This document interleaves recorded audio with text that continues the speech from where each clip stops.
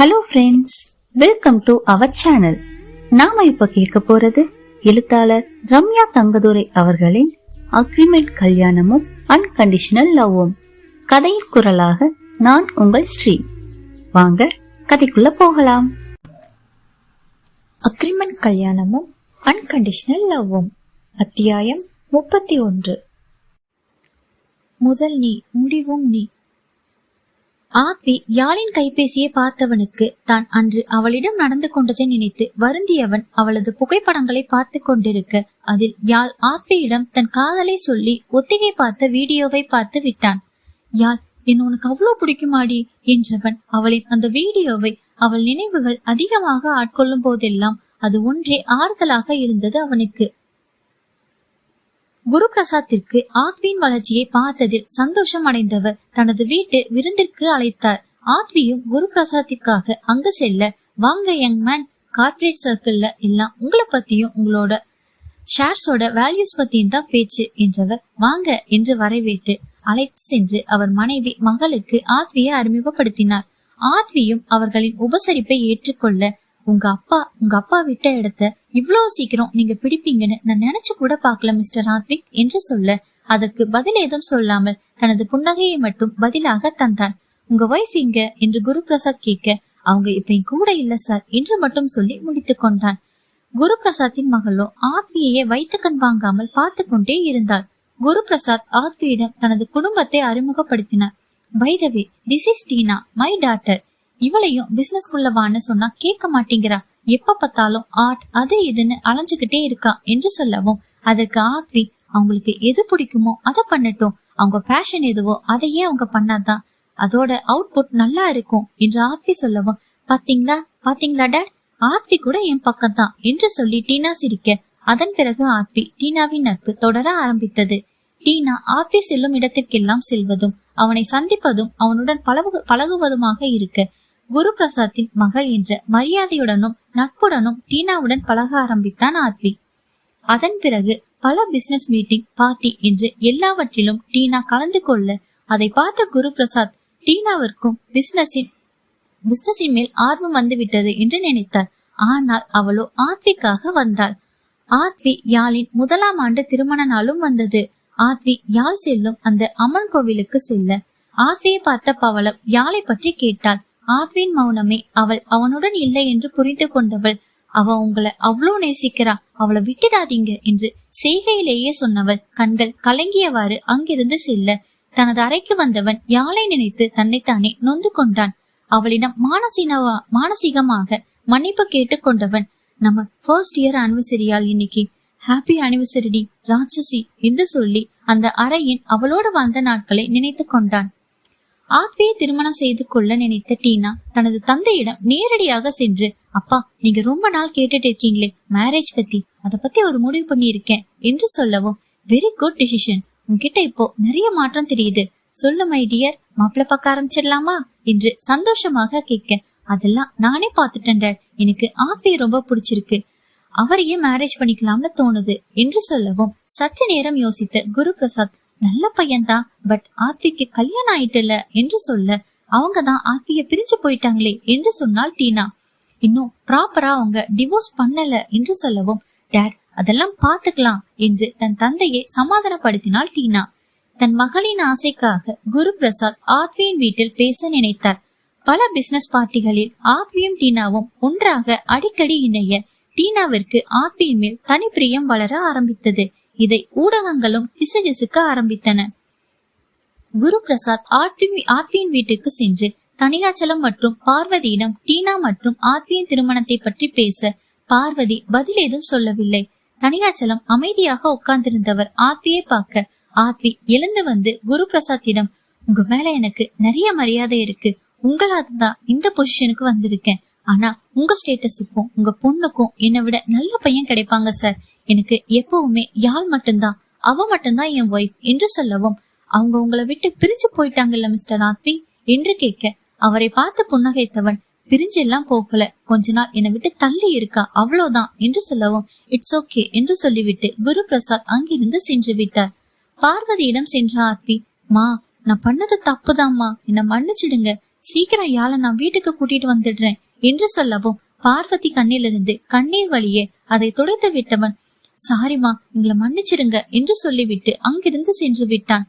தனியாச்சலம் பார்வதியிடம், குரு பிரசாத் எவ்வளவு பெரிய ஆள் தெரியுமா? போனவளை நினைச்சு ஏன் நீங்க 2 பேரும் இப்படி பண்றீங்க? அவளை தூக்கி போட்டுட்டு இந்த குரு பிரசாத்தோட பொண்ண கல்யாணம் பண்ணா சொசைட்டில நல்ல அந்தஸ்து கிடைக்கும், பெரிய இடத்துக்கு போயிடுவான் என்று சொல்லவும் பார்வதி, ஆத்வியோட விருப்பம் தான் என்று சொல்லிவிட்டார். டீனாவின் வாழ்க்கையை பற்றி யோசித்த ஆத்வி இந்த வதந்திகளுக்கு முற்றுப்புள்ளி வைக்க எண்ணியவன் ஊடகங்களை அழைத்து பேசினான். அதில் அவர்களுக்கு கேட்கும் கேள்விகளுக்கு பதில் அளித்து கொண்டிருக்க, குரு பிரசாத் சாரோட டாக்டரும் நீங்களும் கல்யாணம் பண்ணிக்க போறதா சொல்றாங்களே, அத பத்தி என்ன சொல்றீங்க என்று கேட்க, இல்ல அதெல்லாம் வெறும் காசிப்ஸ் தான், எனக்கு தான் கல்யாணம் ஆயிடுச்சு என்று ஆத்வி சொல்லவும், ஆனா அவங்கள விட்டு நீங்க பிரிஞ்சிருக்கீங்க தானே என்று கேட்க, இல்ல அவங்க பர்சனல் விஷயமா வெளியே போயிருக்காங்க, சீக்கிரம் வந்துடுவாங்க என்று சொல்லிவிட்டு பிரஸ் மீட்டை முடித்து கிளம்பினான். ஆத்வியின் நிராகரிப்பை தெரிந்த டீனா முதலில் வருத்தப்பட்டாலும் பின்பு ஆத்வி தன் மனைவி மேல் கொண்ட காதலை நினைத்து பெருமிதப்பட்டாள். ஆத்வியை சந்தித்த டீனா, நான் யாழா இருக்க கூடாதான்னு ஏக்கமா இருக்க ஆத்வி, இனிவே சீக்கிரம் உங்க ஒய்ஃப் கூட சேர்ந்து சந்தோஷமா பாக்கணும் என்று சொல்ல, தேங்க்ஸ் டீனா, நீங்களும் சீக்கிரமா உங்களுக்கு பிடிச்ச மாதிரி ஒரு நல்ல லைஃப் அமைச்சுக்கோங்க என்று சொல்லிவிட்டு அங்கிருந்து கிளம்பினான் ஆத்வி. யாழ் பார்ட் டைமாக வேலை பார்த்து கொண்டே தனது படிப்பையும் தொடர்ந்து கொண்டே இருந்தாள்.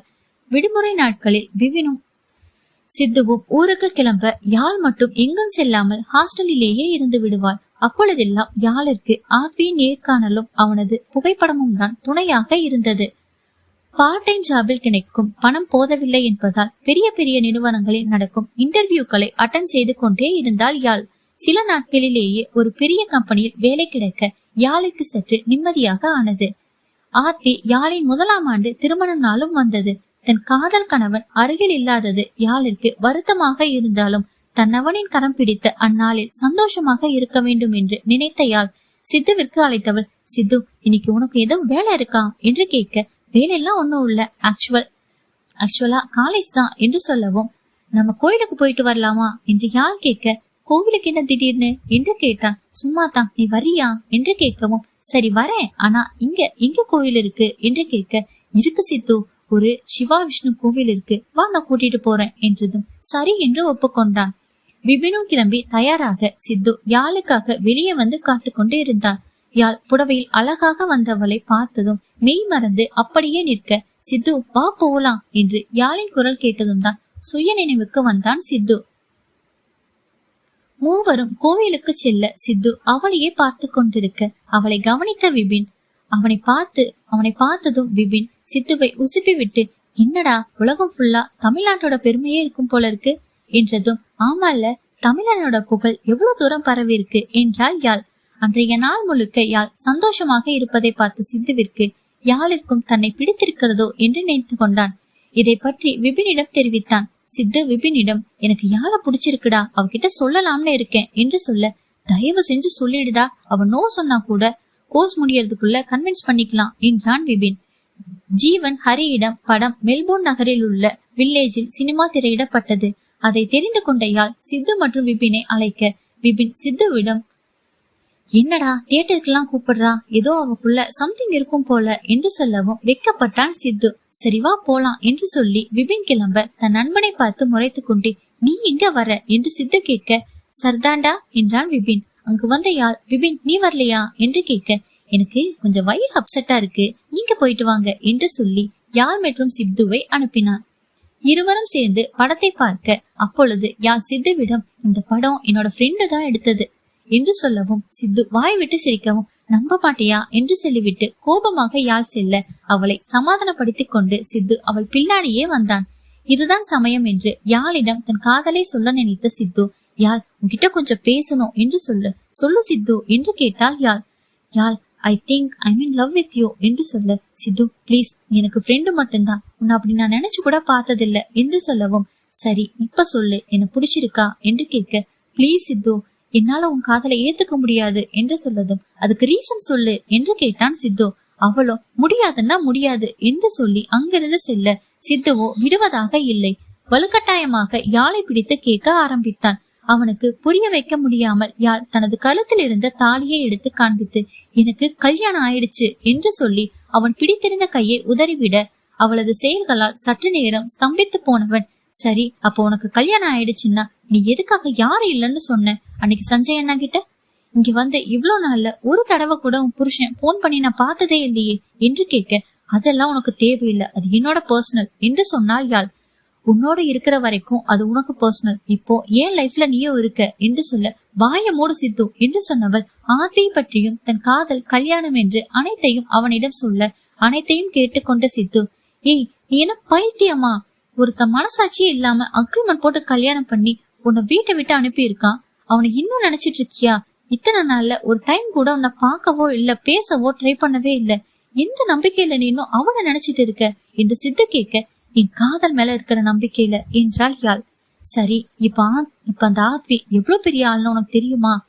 பாஸ்ட் 1 இயர்ல அவரோட கம்பெனி அவ்வளோ வளர்ந்து இருக்கு, அவரு இப்போ நீ தொட முடியாத இடத்துல போயிட்டாரு தெரியுமா என்று சொல்லவும், தெரியும் என்றால் யாழ்.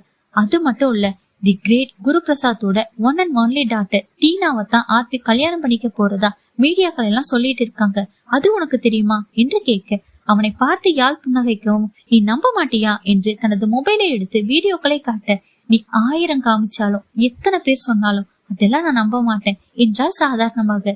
சரி உனக்கு இருக்கிற லவ் அவன்கிட்ட என்று சொல்ல வந்தவனை தடுத்து நிறுத்தியவள், ஆத்வி என் புருஷன் சித்து, மரியாதை கொடுத்து பேசு என்று சொல்லவும், இந்த தமிழ்நாட்டு பெண்களுக்கு அது எப்படிதான் கணவன் எப்படி இருந்தாலும் அவங்க மேல பாசம் புத்துக்கிட்டு வருதோ என்றவன், சரி அந்த அவருக்கு உனக்கு இருக்கிற லவ்ல ஒரு 10% இருந்தா கூட என் காதல தூக்கி போட்டுடுறேன் சரியா என்று சித்து சொல்லவும், சேலஞ்ச் என்றால் யாழ்.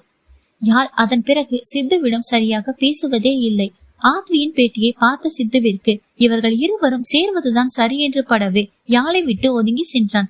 அதன் பிறகு சித்துவும் யாழிடமிருந்து விலகி இருக்க, விபின் அவளை கன்வின்ஸ் பண்ணுடா என்று கேட்க, இல்ல அவ மனசுல அவ ஹஸ்பண்ட் தான் இருக்கான், இனி அவளை டிஸ்டர்ப் பண்றது சரியில்லடா என்றதும், அப்ப லவ் என்று கேட்க, அவளோட ஹாப்பினஸ் தாண்டா ஏன் லவ், அவளுக்கு பிடிச்ச லைஃப வாழட்டும் என்று சொல்லி சிரிக்க, எதுக்குடா இந்த பைத்தியக்காரத்தனமான காதல் பண்ணி துறைக்கிறீங்க என்று தன் தலையை அடித்துக் கொண்டான் விபின். அன்று கல்லூரியின் கடைசி நாள். கல்லூரி படிப்பை முடித்துவிட்டு கடைசியாக பட்டமளிப்பு விழா நடைபெற இருக்க, யாழ் சித்துவிற்கு நடுவில் அமர்ந்திருந்த விபின், நீங்க 2 பேரும் ஏன் இப்படி இருக்கீங்க? இதோ கோர்ஸ் முடிச்சிருச்சு, எல்லாம் அவங்க ஊருக்கு போக போறோம், எப்படியாவது 2 பேரும் பேசிக்கோங்களேன் என்றான் விபின். சித்து யாழிடம் எழுந்து வந்து உட்கார்ந்தவன், சாரி யாழ் என்று சொல்லவும், யாழ் புன்னகைத்தபடியே, இட்ஸ் ஓகே சித்து, நானும் உன்கிட்ட அவ்வளவு கோவப்பட்டு இருக்க கூடாது என்று சொல்ல, இருவரும் நட்புடன் புன்னகைத்து கொண்டனர். யாழ் தனது பட்டத்தை வாங்கியவள் முகத்தில் எந்தவித சந்தோஷமும் இல்லாமல் இருக்க, என்ன டிகிரி வாங்கிட்டு சந்தோஷமே இல்ல முகத்துல என்று கேட்டான் சித்து. ஒண்ணுமில்ல சித்து என்று சொல்லவும், சரி உன் முகத்துல உண்மையாவே சந்தோஷம் வர வைக்கிற மேஜிக் எனக்கு தெரியும் என்று சொல்ல, என்ன என்றுவாறு சித்துவை பார்த்தாள் யாழ். இங்கே வா என்று அவள் கண்ணை மூடி அழைத்து கொண்டு சென்றவன் ஓரிடத்தில் நிறுத்தி கண்ணை திறக்க, எதிரே ஆத்வி நின்று கொண்டு இருந்தான்.